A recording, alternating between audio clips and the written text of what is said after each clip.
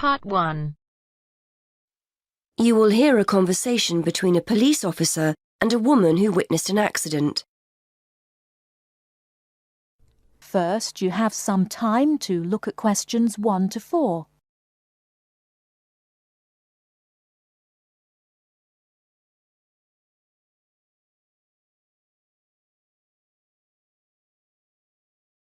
Now we shall begin. You should answer the questions as you listen, because you will not hear the recording a second time. Listen carefully and answer questions 1 to 4. Hello, madam. I understand you witnessed the accident. Have you got a few minutes to tell me what you saw? Yes, no problem. I don't have to be back at work for a while, so I'm pleased to help. Did you actually see what happened? Yes, I was standing over there near the bus stop. I was on my way to get something for lunch and just happened to be looking at a shop across the road. That's when I saw the red car come out from the junction over there. You don't happen to know what time it occurred, do you? Well, I left work for my lunch break at 1, and it's only about 10 minutes walk away, the office, I mean. So it might have been about 10 past 1. Although I did pop into the shop for something, so it was probably closer to 1:15. So it pulled out of Monk's Road, that's the road over there, straight onto High Street. That's right, yes. Did you get a view of who was in the car? There were 3 of them. 2 in the front, the driver of course, someone in the passenger seat, and there was someone in the back. They were quite young. I doubt if they were much older than 20. Anyway, they came speeding out of the side road over there and hit that lady's bicycle. The driver didn't bother to stop to find out if she was okay. He just drove off along the main road towards the town centre. Is the woman okay? She should be fine. She banged her head when she came off the bike, so we've called for an ambulance. They always like to check you out in case you have concussion. But no, she seems fine. Before you hear the rest of the conversation, you have some time to look at questions 5 to 10.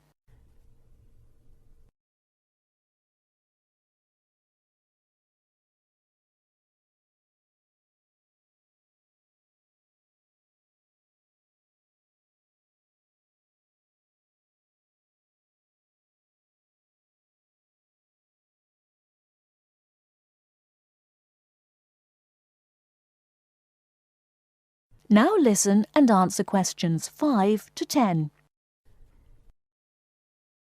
The bike doesn't look too good, though. I don't think she'll be using that again. I suppose she was very lucky, really. If they'd hit her instead of the front wheel, she could have been seriously injured. It looked like they were just in a hurry and didn't want to stop at the junction. I know the traffic lights aren't working there, so perhaps they thought they could just pull out. Could you give me a description of the car? Do you know the make and model? Well, I'm not very good with cars, but I'm pretty sure it was the same model as my husband's car, a Ford Fiesta. It was red, like I said, and quite old, and the door on the driver's side was damaged. It looked like it had been in another accident some time ago. I don't suppose you had a chance to take down the registration number, did you? I did, actually. Let me see. Y48BYW. Will that help you trace them? That's really helpful. It depends. It might be a stolen car, but at least we'll be able to trace the owner. If it wasn't stolen, then yes, we'll be able to find out the name of the driver. Now, would you mind giving me your contact details, just in case we need to get in touch about anything? Of course. What's your name? Mrs. Stansfield. Rita Stansfield. That's Stansfield.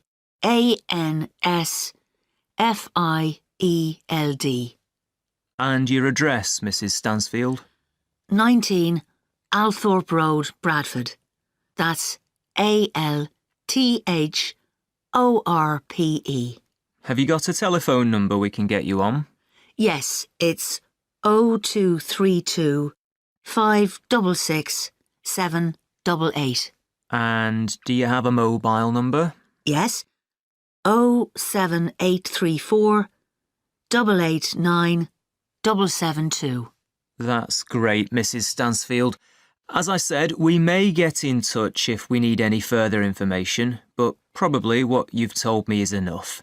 Thanks for your time. No problem. I'm glad to have been of help.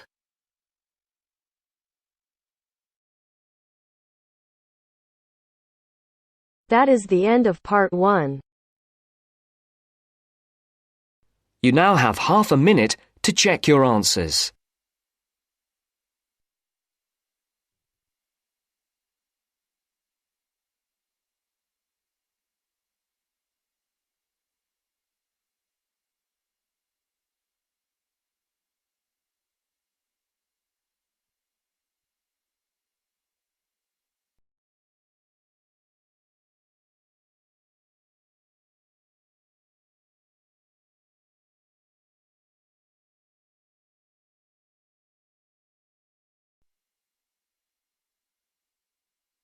Now turns to part 2. Part 2. You'll hear part of a free class about safety around campus. First, you have some time to look at questions 11 to 14.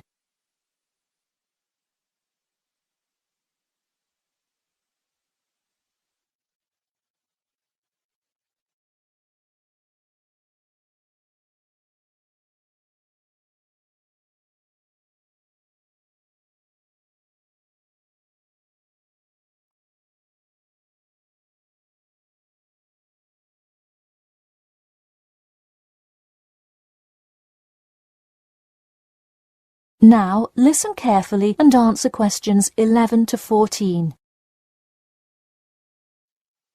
Good evening. I'm Geoffrey Miller from the University of Nottingham Student Union, and in this week's free class, Carlos Garcia is going to tell us about safety around campus. Over to you, Carlos. Thank you, Geoffrey, and thank you all for your attendance today. Also, I'd like to thank the Student Union here at the university for organising this lecture.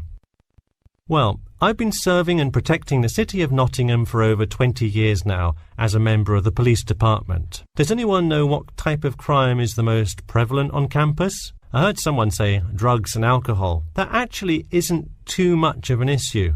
Violence? Nope. Actually, the biggest thing we worry about here is theft. The nature of crime on Nottingham's campus is quite different from that of the surrounding areas. Crime rates across the East Midlands are very difficult to control. We'd like to see the rate stay the same for this calendar year, but it has been increasing steadily over the past 3 years. On campus, however, I'm happy to say that the overall crime rate has fallen this year. You wouldn't think so if you've seen the extremely exaggerated stories in the media. The media has done nothing but cause more concern about crime in our area. Even the crime shows you see today are a little bit far-fetched, but at least viewers know they're not real events. We'd really like to see more factual news articles out there so the public can have a rational sense of the safety level of our society. Before you hear the rest of the talk, you have some time to look at questions 15 to 20.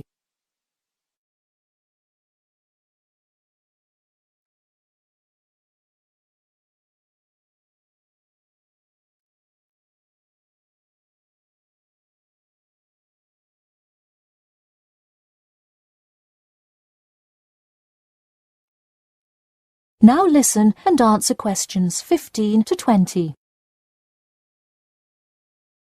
Okay, let's move on to what to do when you see a crime. Do not get involved if at all possible, and do not draw too much attention to yourself by running away in a conspicuous manner. Though most likely, and hopefully, you will not have to experience this situation, if you are being mugged, please do not try to resist. Instead, be compliant and seek help after the incident.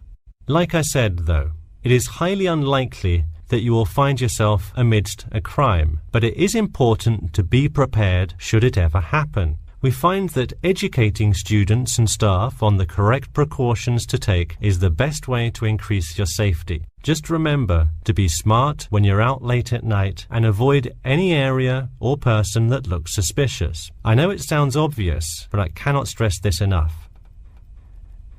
It's also not a bad idea to have your mobile phone with you at all times, but be careful. If you're chatting on your smartphone on your way home, you're a prime target for thieves. I'd like to see a show of hands. How many people have left work or the library after 10 p.m. to go home before? A lot of you, right? If you do have to go home late at night, please don't walk home alone. More often than not, there's someone there that will be walking the same direction as you at some point. Walk home with a friend or co-worker. Even if you must use your phone to call someone that's nearby to walk with you, it's always safer to walk home with someone. So when you're walking home, you may feel more comfortable with some sort of self-defense, such as pepper spray. Now, it's your call whether you want to carry something like this or not. However, I absolutely advise against carrying a knife or any other offensive weapon. All too often, they can be used against you if you're disarmed, putting yourself in more danger. For all those interested, the Recreation Centre offers a free self-defense class to all students every Thursday evening. While obviously an introductory self-defense class may not equip you to fight off villains like a regular superhero, it does come in handy sometimes. After taking a self-defense class, you'll surely be more aware of possible dangers and how to deal with them. So hopefully now you have a more complete understanding of the nature of crimes committed on your campus and how to avoid being a victim. I know most students at the University of Nottingham are not the criminal types, but remember that there is no barrier like a wall or something keeping non-students out. There's no army force securing the borders, and I doubt anyone wants it that way. The campus is generally a safe place, but it's not immune to small crimes once in a while. All right, that's all I have to say for today. Stay safe. That is the end of part 2. You now have half a minute to check your answers.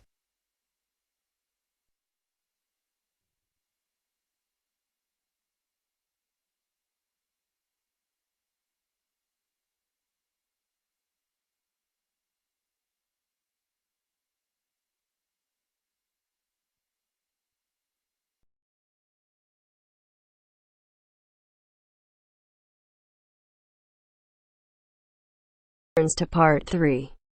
Part 3.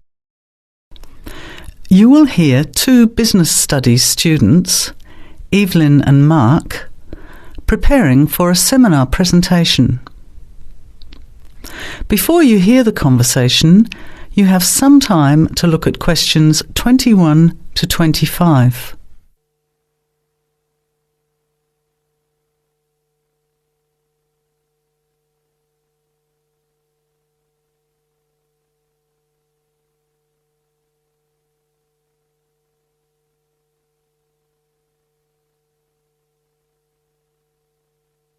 Well, I think the marketing of food would be a good topic.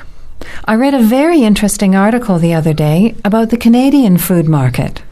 I suppose everybody's interested in food, even if it's trying not to eat. Why Canada? I know that's where you come from, but isn't it just all North America, really?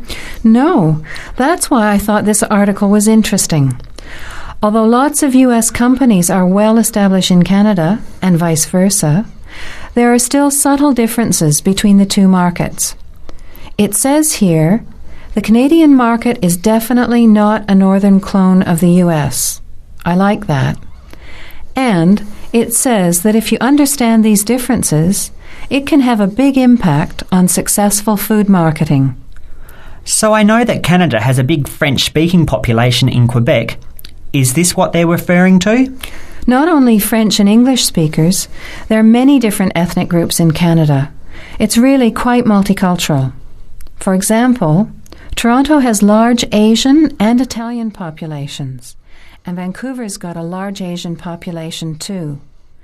And because Canada's population is small, these groups make quite an impact, introducing new styles of cooking.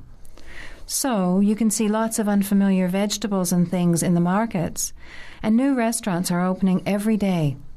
It's great if you love trying out new foods, as many people do. Which kinds of food are becoming popular? Well, some Asian food, I'd say, has been popular for quite a while, like Chinese. But now, Southeast Asian restaurants are becoming very fashionable. Then there's Mediterranean, of course, such as Greek, Italian, and so on.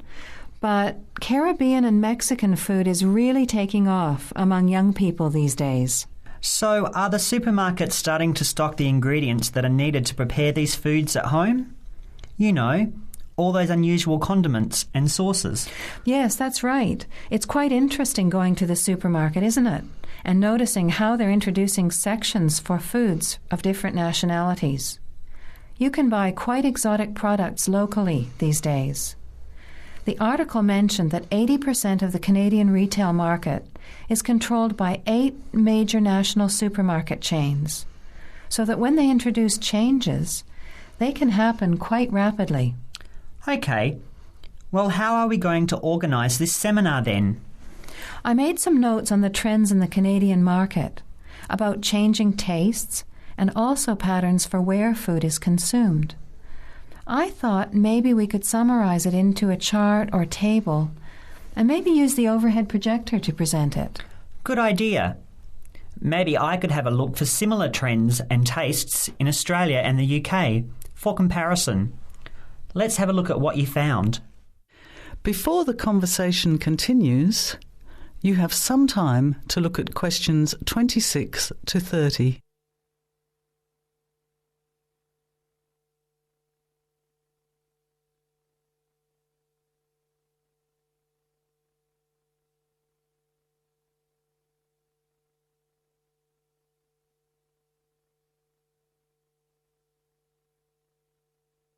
Now, as the conversation continues, answer questions 26 to 30. The most significant trend, it seemed to me, was that Canadians are definitely interested in healthy food. For example, did you know that salads are the 3rd most commonly eaten food in Canadian restaurants? Really? What about organic food then? Is that becoming more popular? Yes, it's definitely moving into the mainstream compared to a few years ago. And a recent survey showed that 4 out of 5 shoppers said that they check the fat and nutritional information on the packet when they're deciding what to buy. What other trends did you find out? There's one change I noticed straight away when I was home last year in the meat department. You know, here the meat packaging says rump steak or 4-quarter chops and so on. Well, they discovered that most consumers these days didn't know what to do with these roasts and rounds and ribs. So the government approved a new naming system for cuts of meat, which is related to the required cooking technique. What a good idea. I've never really understood the difference between sirloin, rump, round and all those names. So how many new categories are there? 8. There are 3 kinds of steak, for grilling, for marinating, and for simmering. And then there's what they call quick-serve beef, for stir-fries, I suppose. And premium oven roast, pot roast, and stewing beef. It's a great idea, isn't it? I hope it catches on here. I agree. Any other trends that you thought were significant? Well, what's really interesting is what the article called mobile meals. In other words, more and more Canadians are eating meals away from home, but not just eating more junk food. They're projecting a 40% increase in snack food sales over the next 3 years, and the growth is coming from healthy snacks. You know, the ones that have less cholesterol and fat, such as muesli bars, health food bars, and those types of products. Apparently, in the food marketing jargon, they're called nutritious portable foods, which means healthy snacks. The other major trend is that young people are doing more of the food shopping these days, so marketing has to be aimed more at them, as well as more conventionally at the mother. Thanks, Evelyn. I think we'll have an interesting discussion about these trends and the comparisons with other English-speaking countries. I'll see if I can get some information about them to compare with yours, and meet you on Friday to put it together. See you then. Bye. That is the end of part 3. You now have half a minute to check your answers.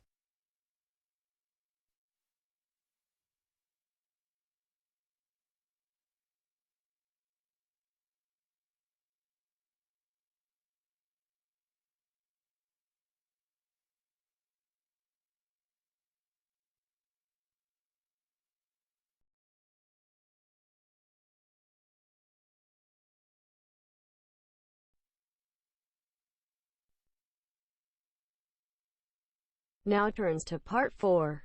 Part 4. You will hear a talk on seasonal affective disorder. First, you have some time to look at questions 31 to 40.